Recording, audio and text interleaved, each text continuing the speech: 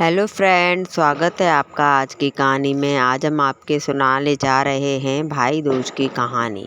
गोवर्धन के अगले दिन ये पड़ता है भाई दूज, जब बहनें अपने भाई के लिए भाई दूज पर कहानी सुनती हैं, भाई की लंबी उम्र के लिए। तो आइए शुरू करते हैं। क्यों सुनी जाती है भाई दूज पर ये कहानी? तो कहानी को एंड तक सुने और अपना जवाब हमें कमेंट बॉक्स में लिख दीजिए। एक समय की बात है, एक बुढ़ी अम्मा थी।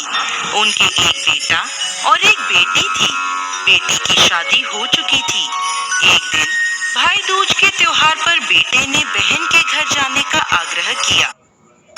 तो बुढ़ी अम्मा ने कहा, बेटा, तेरी बहन तो बड़ी कलिया है, वो हर वक्त लड़ती है, तू उसके घर जाकर क्या करेगा? लेकिन बेटे के आग्रह करने घर से निकलता है। रास्ते में उसे नदी मिलती है। नदी कहती है, मैं तेरा काल हूँ, मैं तुझे डुबाऊंगी। तब भाई कहता है, मैं कई साल बाद अपनी बहन से मिलने जा रहा हूँ, उससे मिलके आने दो, फिर वापस आते वक्त तुम मुझे डुबा देना। तो नदी मान जाती है और उसे रास्ता दे देती है। थोड़ा आगे बढ़ता है तो रास्ते में उसे सर्प मिलता है। सर्प कहता है, मैं तुझे डसूंगा। तब भाई कहता है, पहले मुझे अपनी बहन से मिलकर टीका लगवा लेने दो, फिर तुम मुझे डस लेना। सर्प भी उसे रास्ता दे देता है। अब वह आगे बढ़ता है। आगे जंगल में उसे एक शेर मिलता है। शेर कहता है, मैं तुझे खाऊंगा। तो भाई उसे भी वही कहता है, मैं पहले अपनी बहन से मिलकर टीका लगवा लूं, फिर लौटते समय तू मुझे खा लेना। शेर भी उसे रास्ता दे देता है। अब भाई बहन के घर पहुंचता है और आवाज लगाता है, देख बहन, 7 कोस दूर से तिलक कराने तेरा भाई आया है। बहन उस वक्त सूत काट रही होती है। तब उसका सूत बीच में ही टूट जाता है। ये मान्यता है कि यदि सूत काटते वक्त सूत बीच में टूट जाए तो जिस बहन के इकलौता भाई होता है वो जब तक सूत पुनः जुड़ नहीं जाता तब तक बोलती नहीं है। भाई बाहर से पुनः आवाज लगाता है। भाई की आवाज सुन जब बहन जवाब नहीं देती तो भाई मन में सोचता है, मुझ गरीब से मेरी बहन बात नहीं करना चाहती। माँ सही कहती थी, मुझे यहाँ नहीं आना चाहिए था। ये सोचकर वह वापस जाने लगता है। इतने में बहन का सूत पुनः जुड़ जाता है और वह भाई को आवाज देती है और उसकी तरफ दौड़ती है और उसे बात ना करने का कारण बताती है। फिर प्यार से और स्नेह से उसे घर में ले जाती है। अब वह अपनी सहेली पड़ोसन के घर जाती है और उससे पूछती है, सहेली, कोई जान से भी प्यारा मेहमान आए तो क्या करना चाहिए? पड़ोसन मजाक में कह देती है, तेल से चौका लगाना चाहिए और घी में चावल पकाने चाहिए। भोली बहन पड़ोसन का मजाक समझ नहीं पाती और वैसा ही करती है। अब ना तो चौका सूखता है और ना ही चावल सींचते हैं। इधर भूखा भाई उससे कहता है, बहन, भूख लगी है, खाना परोस दो। तब बहन बोली, भाई, आज ना तो चावल सींच रहे हैं और ना ही चौका सूख रहा है। भाई ने पूछा, कैसे तो तूने चौका लगाया और कैसे तूने चावल चढ़ाए? बहन बोली, मेरी सहेली पड़ोसन से पूछा था, उसने कहा, जान से प्यारा मेहमान आए तो तेल का चौका लगाना चाहिए और घी में चावल चढ़ाने चाहिए। भाई बोला, अरे मेरी भोली बहन, कभी तेल का चौका सूखा है और कभी घी में चावल पके हैं। तू पानी का चौका लगा और पानी में ही चावल चढ़ा। फिर वह ऐसा ही करती है। जब चौका सूख जाता है और चावल पक जाते हैं तब उसमें घी और शक्कर डालकर भाई को भोजन कराती है और फिर उसके तिलक करती है। कई दिन बीत जाते हैं। एक दिन भाई बोला, बहन, अब मैं घर वापस जाऊंगा, माँ अकेली है। अगले दिन सुबह बहन जल्दी उठकर गेहूं पीसकर भाई के लिए लड्डू बनाती है और कुछ लड्डू बच्चों के लिए रखकर अपने भाई को विदा करती है। सुबह जब बच्चे उठते हैं भी लड्डू दे देती है। तब वह देखती है, ये क्या, सारे लड्डू हरे रंग के हो गए। फिर वह चक्की में देखती है तो उसमें गेहूं के साथ एक सांप भी पिस गया होता है। वो उन लड्डुओं को फेंक देती है और अपने भाई के पीछे भागती है। रास्ते में एक पेड़ के नीचे उसका भाई बैठा होता है। उसे देखकर भाई बोला, क्या हुआ बहन?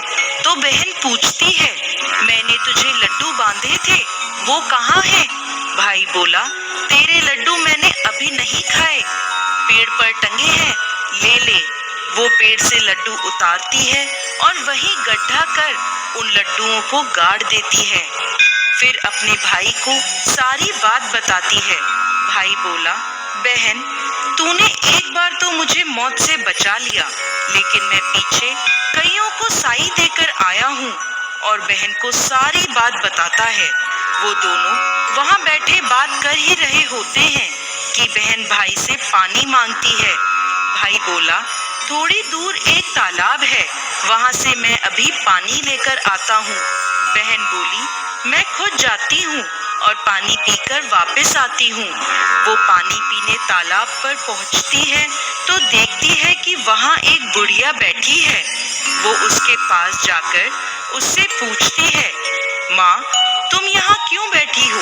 तब वह बुढ़िया कहती है, मैं विधाता हूँ, एक बहन के भाई की तांत गढ़ रही हूँ।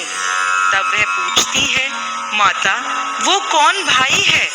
तब विधाता कहती है एक भाई जिसके प्यार में उसकी बहन ने सांप की हत्या कर दी। बहन सोचती है, ये तो मेरा ही भाई है।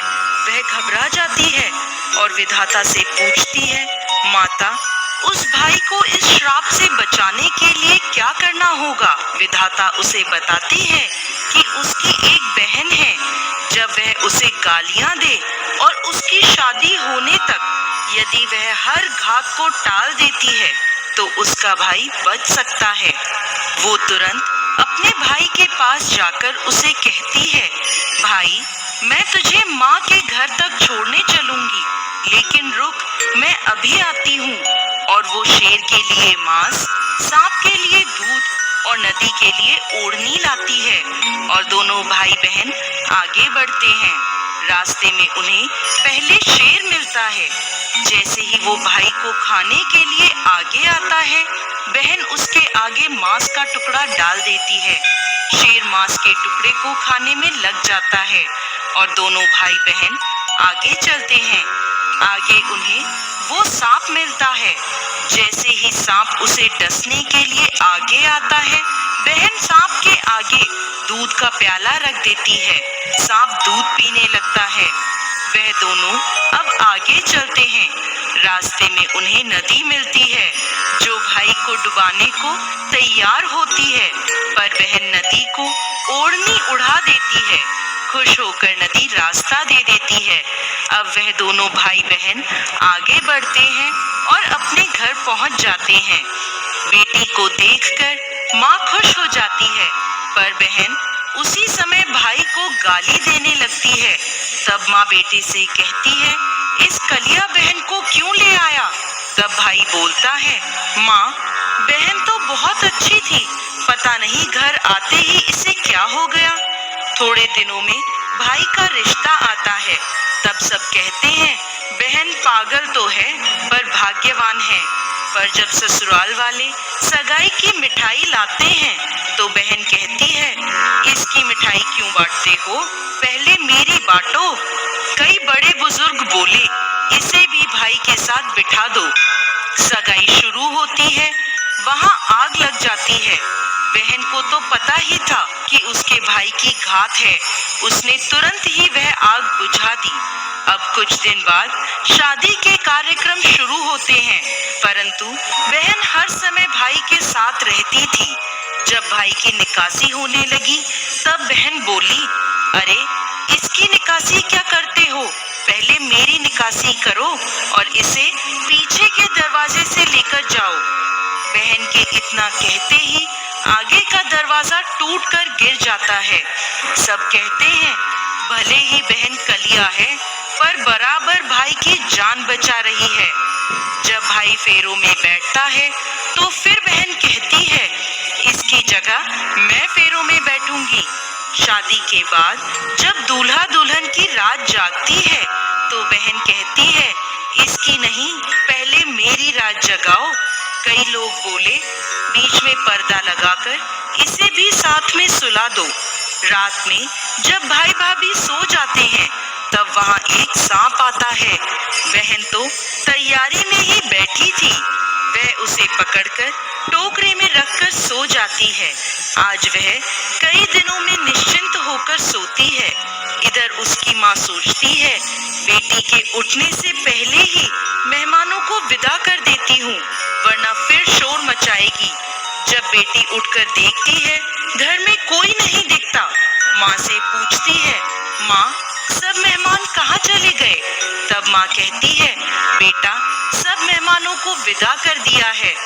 तब बेटी कहती है, माँ सब मेहमानों को वापस बुलाओ, तभी मैं विदा होऊंगी।